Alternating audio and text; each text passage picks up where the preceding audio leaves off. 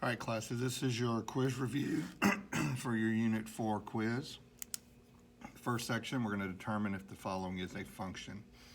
Remember, if we're looking at graphs, we're going to see if it passes the vertical line test, meaning if I take a line and I move it across that graph, on this one, will it touch any 2 points at the same time? Well, here it's only touching 1 point. Keep moving. There, it's only touching 1, only touching 1.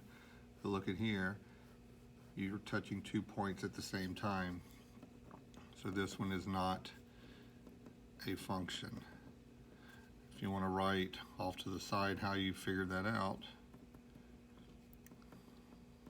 say that you use the vertical line test. Write that, use it as notes on your quiz. On this one, we're looking to see if x's repeat. Well, I've got a 4, a 5, a 4, and a 9. I don't care about the y's. All I'm looking for is, do my x's repeat? The 4 does repeat, so this one is not a function. Why? You don't have to tell me why, but you can write yourself a little note telling yourself why that one's not a function. This one we're going to use the vertical line test. As I move a vertical line across this line right here, it's never going to touch it more than once in any given place, so it is a function. This next section, we're going to evaluate for f of 3. So we have this equation. Remember, there used to be an x in the parentheses. Now there's a 3, so that's telling you to put the 3 into those x's also. So that's going to give us 2 parentheses 3 squared plus 3 parentheses minus 4. Now that's ready to punch into your calculator. Do it exactly how it looks.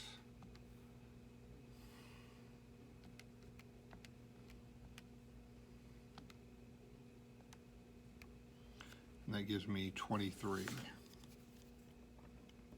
Let me check my math real quick. 9 times 2 is 18. 27, yep, that one's right. Okay, so now we're going to take -1 and plug it into this equation. Again, use parentheses. That's ready to punch into your calculator.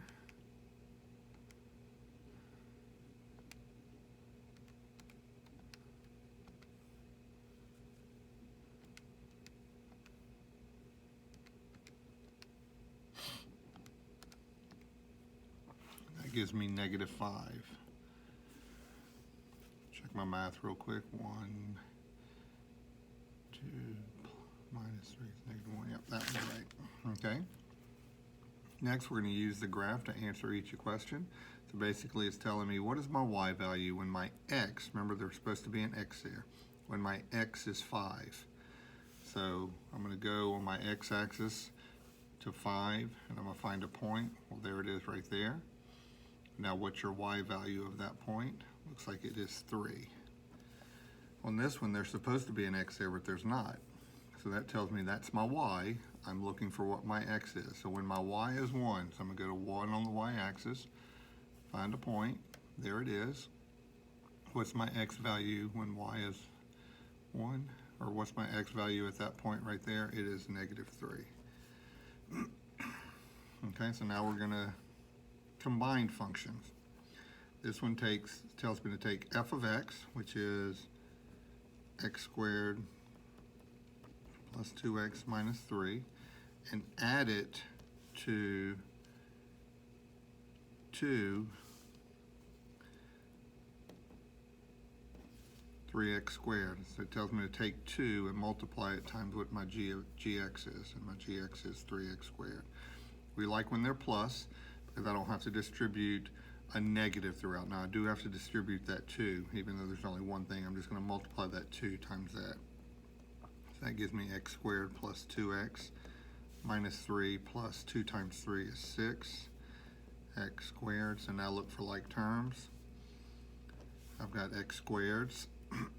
I've got a 2x, but I don't have any other term with just an x. And then I've got a number or a constant. So my only two like terms are right here. So I've got a 1x squared, a 6x squared. That's going to give me 7x squared. And the rest I'm just going to bring down. 2x, negative 3. Now this one is a subtraction. Might want to write yourself a little note to distribute the negative. So I'm going to take my x squared plus 2x minus 3 minus, we'll put the second one in parentheses, and it is, now I'm talking about my h. Well, here's my h.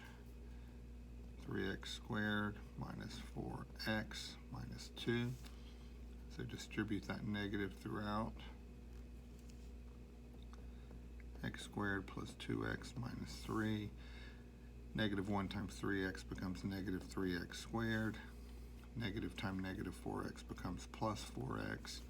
Negative times negative becomes plus 2. What happens is all of these three signs all change. This positive becomes a negative, negative becomes a positive, negative becomes a positive. So now look for like terms. I'm going to do these as I look for my like terms. I'm going to go ahead and combine them. I've got a 1x squared and a negative 3x squared. That's going to give me a negative 2x squared. Next, I've got an x. Do I have any other terms with an x? Yep. And that's a positive and a positive.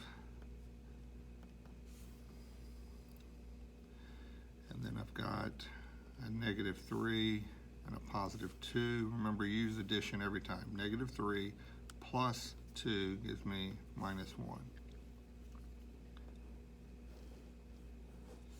Finish with that one. Now, again, we like this one because it's added, but we got a little twist to this one. It's telling me to take a 2 and plug it in for the x in my f equation, and then take a 3 and plug it into my x in my h equation, and then add them together. So let's do that first. I've got 2 squared plus 2 parentheses 2 minus 3. We like the fact that it's a plus because I'm just adding. I don't need parentheses around my second set.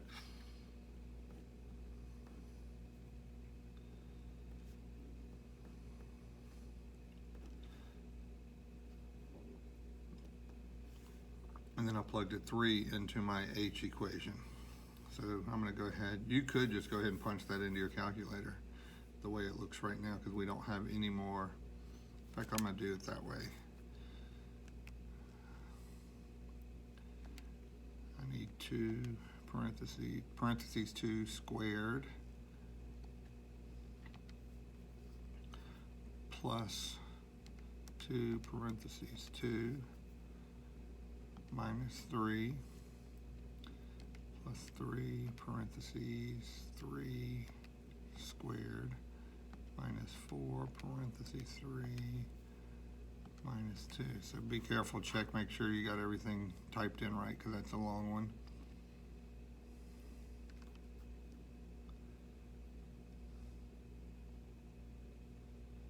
I think I do, and that gives me 18. So this one I'm going to take g of x and multiply it times f of x. Notice I still have x's in there, so I'm not plugging anything in for x. I'm going to take g of x, which is 3x squared. I'm going to multiply, so I'm going to use parentheses. And now I'm going to write the f of x equation, which is x squared plus 2x minus 3. Got a number outside the parentheses, so I'm going to distribute. That's going to give me 3x to the, remember, add your exponents, 4th power. 3x squared times 2x is 6x to the 3rd power, and then 3x squared times negative 3 is negative 9x squared. All right, so here's your review. We'll take our Unit 4 quiz. We'll actually do it next Monday. We'll all be together, so next Monday we'll do our quiz.